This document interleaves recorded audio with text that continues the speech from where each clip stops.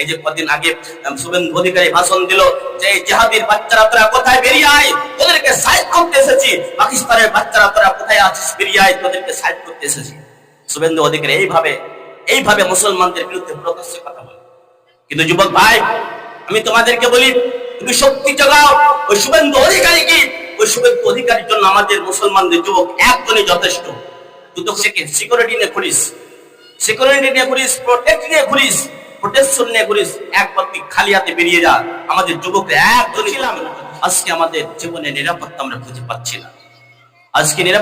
পাচ্ছি না, এর জন্য আমি বিশেষ করে যারা যুবক রয়েছেন যুবক ভাইরা আল্লাহর ইবাদত থেকে অনেক পেছে।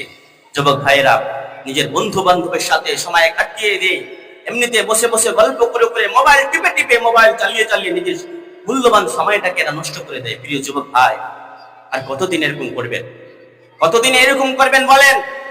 এই যে আপনার অবহেলার কারণে আপনার ভেতরে ঈমান নেই, তার জন্য আজকে আমাদের মুসলিমদের প্রতি নির্যাতন। আপনাকে বলি কি, আজকে আমরা শক্তি হারিয়ে ফেলেছি। প্রত্যেক সম্প্রদায়ের শক্তি হচ্ছে যুবকরা, কিন্তু আজকে আমাদের যুবক ভাইদের চরিত্র ধ্বংস হয়ে গিয়েছে। না আপনার ইবাদত করে, এদের ভিতরে ঈমান শেষ করে দিয়েছে এরা। প্রিয় যুবক ভাই, আপনি হচ্ছেন ইসলামকে রক্ষা করার জন্য একটা অস্ত্র। আপনি যদি না জাগেন, তাহলে আপনার ঈমান, আপনার কোরআনকে একদিন হারাতে হবে। এটা আমার চাইতে আপনারা বেশি ভালো জানেন। আপনারা বেশি সবসময় ফেসবুক চালান, যে কি বর্তমান পরিস্থিতি আমাদের ভারতবর্ষে ঘটছে আর ঘটেই চলেছে। যতদিন থেকে 2014 থেকে একটা দল যতদিন থেকে ক্ষমতায় এসেছে, ততদিন থেকে আমরা নিরাপত্তাহীনতায় ভুগছি। আমাদের প্রতি চলছে নির্যাতন। সেই নির্যাতন আপনারা সবাই দেখছেন।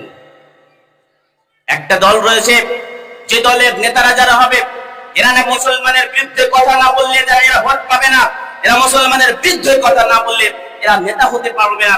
এর জন্য সব সময় 24 ঘন্টা এরা মুসলমানদের বিরুদ্ধে কথা বলতে থাকে। এই যে একজন শুভেন্দু অধিকারী রয়েছে আমাদের ওয়েস্ট বেঙ্গলের, এই শুভেন্দু অধিকারী কয়েকদিন আগে কি বলছে জানেন? আমাদেরকে টার্গেট করে।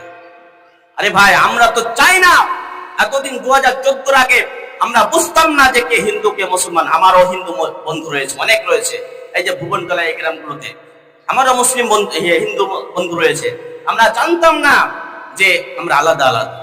আমরা এটাই জানতাম যে ও হিন্দু, আমি মুসলিম। কিন্তু আমাদের ভেতরে কোনো বিভেদ ছিল না। কিন্তু কিছুদিন থেকে আমাদের ভেতরে এমন ভাবে বিভেদ তৈরি করেছে যেন একজন আরেকজনের শত্রু। মনে হচ্ছে যে আমি হিন্দুকে দেখতে পারবো না, হিন্দু আমাকে দেখতে পারবে না। কিন্তু ভাই, আমরা এটা চাই না।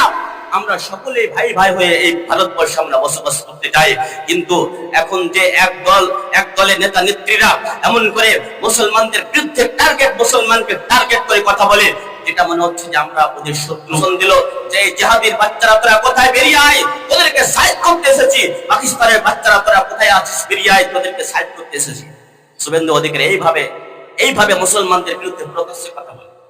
কিন্তু যুবক ভাই, আমি তোমাদেরকে বলি, তুমি শক্তি জোগাও। ওই শুভেন্দু অধিকারীর জন্য আমাদের মুসলমানদের যুবক একজনই যথেষ্ট। তুই তো সিকিউরিটি নিয়ে ঘুরিস, প্রোটেকশন নিয়ে ঘুরিস, একবার তুই খালি হাতে বেরিয়ে যা। আমাদের যুবকরা একজনই তোর জন্য যথেষ্ট।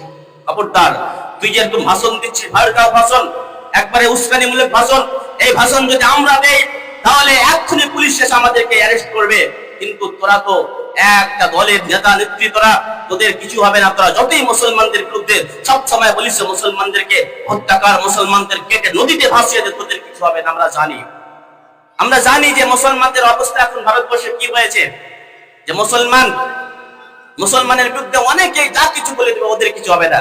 মুসলমান একটা কিছু বলে দিলে মুসলমানদের অ্যারেস্ট করে নিয়ে যাবে। প্রিয় ভাই, আমার যুবক ভাইদেরকে বলছে, ভাই আপনি আপনার ঈমান সতেজ করুন, আপনার ঈমানটাকে আপনি পাকা করুন। নচেত এইরকম ভাবে ঈমান যদি আপনার শেষ হয়ে যায়, তাহলে আপনাকে আর কেউ বুঝবে না, আপনাকে পায়ের তলায় মারিয়ে সবাই চলতে থাকবে।